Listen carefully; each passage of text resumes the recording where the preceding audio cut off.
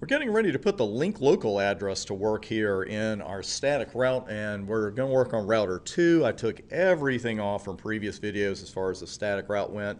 Ran show IPv6 route static to verify that. Still gives you the code table, but it also shows that we don't have any static routes. So we're going to use the link local address from router 3.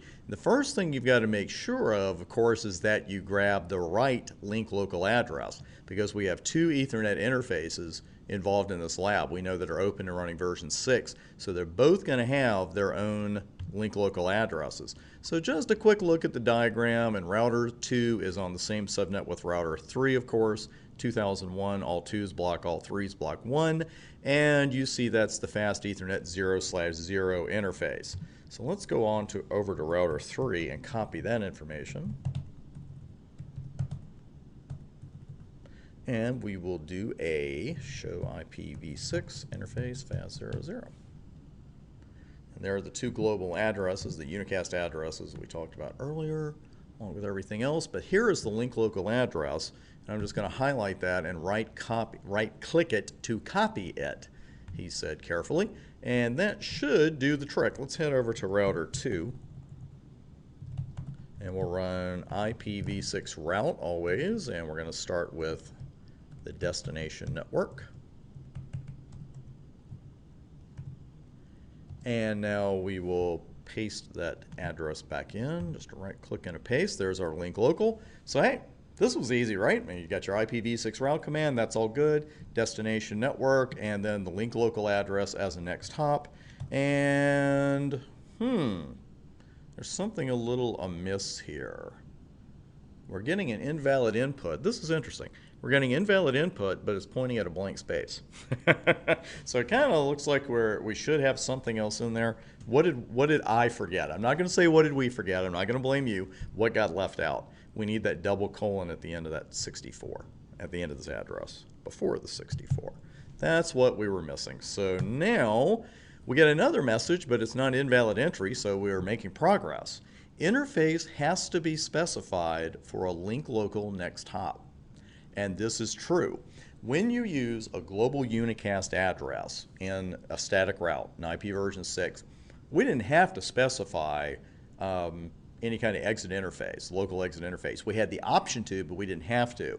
But here's a little extra gotcha here. When you use a link local address as the next hop, you've got to put in the exit interface as well, the local exit interface. So, do you think we could put that at the end of this command? We couldn't do it in the last video, and we still can't do it. So we've got to squeeze fast Ethernet 00 right here in the middle. And there's our command as it is right now, IP version 6 route. We've got the destination, we have the local router exit interface, and we have the next hop link local address. Looks good. We didn't get any warnings, so that's definitely a step up. Let's have a look at the static routes. And the static route right now looks like we're good. There's our static entry, and you see via, but instead of the global address that we've had before, we're using the link local address, fast Ethernet 0/0, the local exit interface. And the proof is always in the pinging, so let's send one over.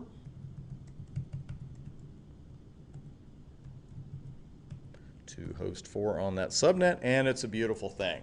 So again, actually I have a recap for you on the board. Let's step back to there for a moment.